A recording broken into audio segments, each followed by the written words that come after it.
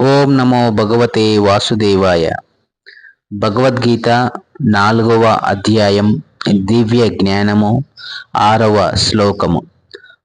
అజోపి సన్న వ్యయాత్మా భూతానామీశ్వరో పీసన్ ప్రకృతిం స్వామధిష్టాయ సంభవామ్యాత్మా మాయాయ. నేను పుట్టుక లేనివాడనైనను, నా దివ్య దేహమెన్నడును నశింపనిదైనను, సకల జీవులకు ఈశ్వరుడనైనను, నా ఆది దివ్య స్వరూపముతో నేను ప్రతి యుగములో అవతరిస్తూ ఉంటాను. శ్రీకృష్ణ భగవానుడు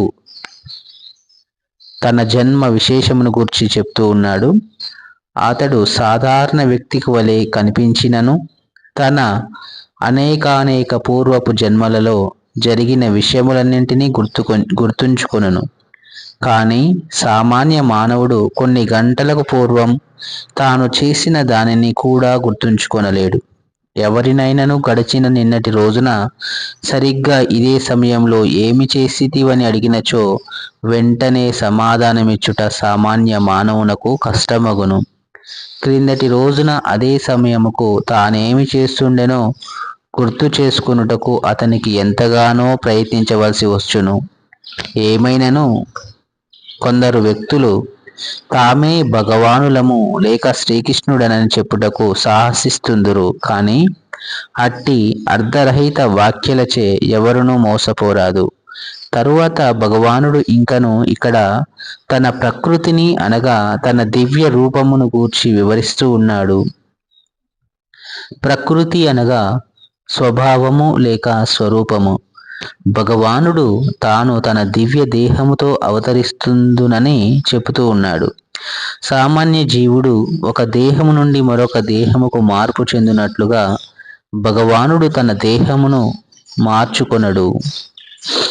బద్ధ జీవుడు ప్రస్తుత జన్మలో ఒక రకమైన దేహమును, తర్వాతి జన్మలో మరొక రకమైన దేహమును పొందవచ్చును. అనగా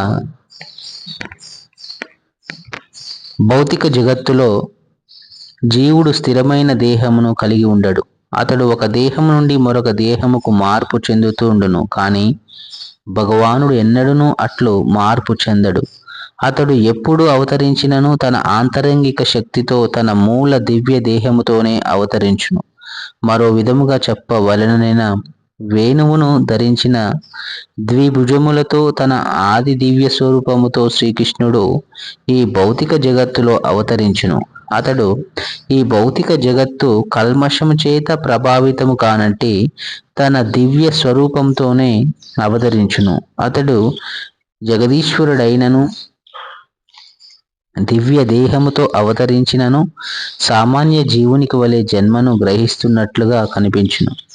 భౌతిక దేహం వలె అతని దేహము నశించకపోయినను అతని దేహము కూడా శైశవం నుండి బాల్యముకు, బాల్యము నుండి యవ్వనముకు మార్పు చెందుతున్నట్లుగా కనిపించును. కానీ ఆశ్చర్యకరమైన విషయమేమనగా అతని దేహము యవ్వనము పిమ్మట ఎటువంటి మార్పుకు గురి కాదు.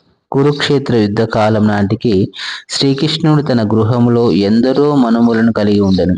అనగా లౌకిక పరిగణన అనుసరించి అతడు వయసు పైబడిన వాడైనను అతడు 20 లేక 25 వయసు గల యువకుని వలనే కనిపించెను. శ్రీకృష్ణుని మనము ఏ చిత్రములోనూ వృద్ధునిగా చూడం. ఎందుకనగా సమస్త సృష్టిలో భూత భవిష్యత్ వర్తమానాలతో కూడిన అతడు అనాది అయినను మనకు వలె అతడెన్నడూను వృద్ధాప్యమును పొందడు. అతని దేహము బుద్ధి ఎన్నడూను మార్పు చెందదు మరియు నష్టము కాదు. కనుకనే అతడు భౌతిక జగత్తులో ఉన్నప్పటికీ జన్మరహితుడు, సచిదానంద విగ్రహుడే. అతని దివ్య దేహములో మరియు బుద్ధిలో మార్పు ఉండదనేది స్పష్టం. నిజానికి శ్రీకృష్ణుని జన్మ మరియు అవతార పరిసమాప్తములనేవి సూర్యుడు ఉదయించి మన ఎదుటనే కదులుతూ తిరిగి మన దృష్టికి కనిపించకపోవుట వంటిది. సూర్యుడు మన దృష్టికి అప్రకటమైనప్పుడు అస్తమించినని మరియు తిరిగి మన ఎదుట ప్రకటమవగానే ఉదయించినని భావించుతాము. నిజానికి సూర్యుడు స్థిరముగా ఎల్లప్పుడూ తన స్థానములోనే నిలిచి ఉంటాడు. కానీ మన ఇంద్రియములు దోషపూరితములు, అసంపూర్ణములగుట చేత మనము సూర్యుడు ఆకాశంలో ఉదయించెనని అస్తమించెనని భావించుదము. శ్రీకృష్ణ భగవానుని అవతార అంతర్ధానములు సామాన్య జీవుల జననము అస్తమయములకు పూర్తిగా భిన్నములు కనుక ఎల్లప్పుడూ అతడు తన ఆంతరంగిక శక్తితో సనంద స్వరూపుడని మరియు భౌతిక ప్రకృతి ప్రభావముకు ఎన్నడూను గురి కాడని నిరూపితమైనది. మహానారాయణ ఉపనిషత్తు 2:3 కూడా దేవాది దేవుడు పుట్టుక లేనివాడైనను అనేక అవతారములుగా జన్మిస్తుండునని నిర్ధారించి తెలుపును. భగవానుడు జన్మిస్తున్నట్లుగా కనిపించినను దేహాంతర పరిణామములు లేనివాడై ఉండునని తెలుపును. శ్రీకృష్ణుడు తన తల్లి ఎదుట చతుర్భుజములతో మరియు షడైశ్వర్య సంపన్నుడైన అలంకరణలతో దర్శనమిచ్చినని శ్రీమద్ భాగవతం తెలుపుతున్నది. అతడు తన ఆది అయిన మూల స్వరూపముతో అవతరించుట జీవులపై అతనికి గల అవ్యాజ కృపయే కారణం. దానితో వారు వివిధ మనోకల్పిత రూపములోనూ ఊహారూపములోనూ కాకుండా యథార్థ రూపములో భగవంతుని ధ్యానింపగలుగుదురు. నిరాకారవాది మనోకల్పిత రూపములనే భగవంతుని రూపములుగా పొరబడుతుండును. విశ్వకోశ నిఘంటువును అనుసరించి ఆత్మాయ అనగా భగవానుని అవ్యాజ కృపయేనని భావము. శ్రీకృష్ణ భగవానుడు తన పూర్వ అవతారాలను మరియు వాటి అంతర్ధానాలను ఎరిగి ఉండును. కానీ సామాన్య జీవుడు మరొక నూతన దేహమును పొందినంతనే తన పూర్వ జన్మను పూర్తిగా విస్మరించును. భగవానుడు ఈ భూమిపై నిలిచి ఉన్నప్పుడు అనేక అద్భుతములు మరియు మానవాతీతములైన కర్మలను చేయుట చేతనే భగవానుడు జీవులకు ప్రభువుగా తెలుపబడెను. భగవానుడు ఎల్లప్పుడూ పరతత్వమై ఉండును. అంతేకాకుండా అతనికి మరియు అతని రూపముకు మరియు దేహముకు నడుమ ఎటువంటి భేదము లేకుండును. అయినచో అట్టి భగవానుడు ఈ జగత్తులో అవతరించి తిరిగి అంతర్ధానమగుటకు కారణమేమిటనే ప్రశ్న ఇక్కడ ఉదయింపవచ్చును. ఈ విషయం తర్వాతి శ్లోకంలో వివరింపబడెను. యదా యదా హి ధర్మస్య గ్లానిర్భవతి భారత అభ్యుత్థానమధర్మస్య తదాత్మానం సృజామ్యహం. ఓ భరతవంశీయుడా, ఎప్పుడెప్పుడు మరియు ఎక్కడెక్కడ ధర్మాచరణకు హాని కలుగుచుండునో మరియు అధర్మము వృద్ధి చెందుచుండునో ఆ సమయమున నేను స్వయముగా అవతరిస్తాను. ఇక్కడ సృజామి అను పదము ప్రధానమైనది. ఈ పదమును సృష్టించబడినదనే అర్థములో ఎన్నడూనూ ప్రయోగించరాదు. ఎందుకనగా గత శ్లోకమును అనుసరించి భగవంతుని రూపములన్నీ నిత్యములైనందున అతని దేహముకు లేదా రూపముకు సృష్టి అనేది లేదు. కనుక సృజామి అనగా భగవంతుడే యథార్థ రూపములో స్వయముగా అవతరించునని అర్థం. శ్రీకృష్ణ భగవానుడు నియమానుసారముగా ద్వాపరాంతములో 7వ మనువు యొక్క 28వ మహాచక్ర యుగంలో ప్రతి ఒక్క బ్రహ్మదేవుని ఒక రోజులో అవతరిస్తుండెను. ఏమైనను అతనికి ఎట్టి నిబంధనలను అనుసరించిన అవసరము లేదు. ఎందుకనగా అతడు తన ఇచ్ఛానుసారము అనేక రకములుగా నడుచుకొనుటకు సర్వ స్వతంత్రుడై ఉండెను.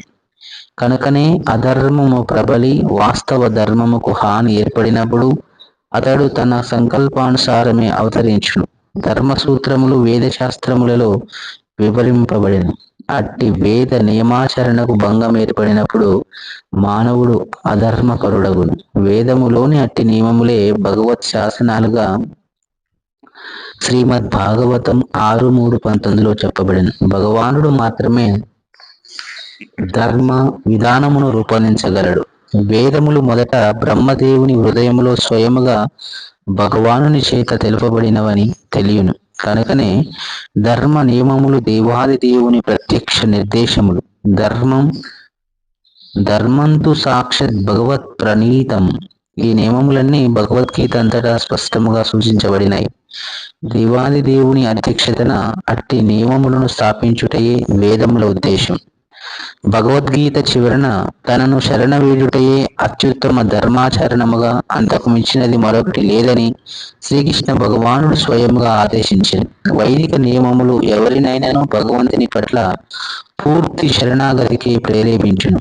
అట్టి నియమములు అసుర ప్రవృత్తి గల వారి చేత భంగపరచబడినప్పుడు శ్రీకృష్ణ భగవానుడు అవతరించెను.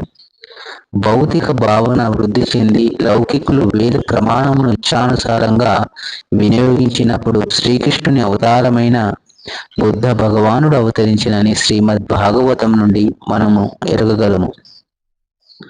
వైదిక సాహిత్యంలో కొన్ని ప్రత్యేక ప్రయోజనాల కొరకై జంతు బలి విషయంలో కొన్ని ప్రత్యేక నిబంధనలు ఉన్నప్పటికీ అసుర ప్రవృత్తి గలవారు అట్టి నియమములను అనుసరింపక జంతు బలులతో కూడిన యజ్ఞములను కొనసాగించసాగిరి. అట్టి విపరీత కార్యములను నిలిపి వేదోచితములైన అహింసా సిద్ధాంతాలను స్థాపించుట కొరకై బుద్ధ భగవానుడు అవతరించెను. అనగా భగవంతుని ప్రతి ఒక్క అవతారముకు ప్రత్యేక ప్రయోజనముండును. స్వయం వ్యక్తములైన ధర్మ గ్రంథములలో అట్టి సమస్త విషయములు సంపూర్ణంగా వర్ణించబడినవి కనుక శాస్త్రములలో నిర్దేశించబడినది ఎవరిని కూడా అవతారములుగా అంగీకరించకూడదు. భగవానుడు కేవలం భారతదేశ భూమిపైననే అవతరించుననేది వాస్తవం కాదు. అతడు ఎక్కడైనను ఎన్నడైనను తన ఇచ్ఛానుసారం అవతరించగలడు. భగవత్ చైతన్యం వైపునకు మానవులను మరలించుట మరియు ధర్మ నియమములను వారిచే పాటింపజేయుట అతని సమస్త అవతారముల ఉద్దేశం. అవతారములన్నింటిలోనూ అతడు వివిధ పరిస్థితులకు చెందిన ఆయా జనులు అవగాహన చేసుకున్నట్లుగా ధర్మమును గూర్చి ఆదేశించును. కొన్నిసార్లు అతడు స్వయముగా అవతరించును. కొన్నిసార్లు అతడు తన ప్రామాణిక ప్రతినిధిని పుత్రుని రూపములోనో సేవకుని రూపములోనో పంపను, లేక తానే స్వయముగా గూఢమైన రూపంలో అవతరిస్తూ ఉండును. భగవద్గీత సిద్ధాంతములు అర్జునునకు మరియు అత్యుత్తమ బుద్ధిశాలురైన ఇతర మానవుల కొరకై ఉద్దేశింపబడెను. ఎందుకనగా ప్రపంచంలోని ఇతర ప్రాంతంలోని సామాన్య మానవులతో పోల్చి చూచినచో అర్జునుడు గొప్ప ప్రగతిని సాధించినట్టివాడు. 2ను 2తో కలిపినచో 4 అనేది ప్రాథమిక గణితం. ఉన్నత తరగతి గణితముకు సంబంధించిన వ్యక్తులందరికీ అదే వర్తించును. ఏమైనాను గణితంలో కూడా ప్రాథమిక, ఉన్నత, అల్ప ప్రమాణములనే భేదములుండును. అట్లే భగవానుని అన్ని అవతారములలోనూ ఒకే రకమైన ధర్మ సిద్ధాంతములు బోధించబడును. కానీ భిన్న పరిస్థితులను అనుసరించి అవి ప్రాథమికములుగా లేక ఉన్నతములుగా కనిపించును. తరువాత వివరింపబడినట్లుగా వర్ణాశ్రమ ధర్మముకు సంబంధించిన ఉన్నత సిద్ధాంతములు 4 ఆశ్రమములను సమాజంలోని 4 వర్ణములను అంగీకరించుటతో ఆరంభమగును. అనగా సర్వత్రా కృష్ణ చైతన్యమును జాగృతపరచుటే అవతారములన్నింటి ముఖ్య ఉద్దేశం. కానీ అట్టి చైతన్యము భిన్న పరిస్థితులను అనుసరించి కొన్నిసార్లు వ్యక్తమవుతూ మరికొన్నిసార్లు అవ్యక్తమవుతూ ఉండును.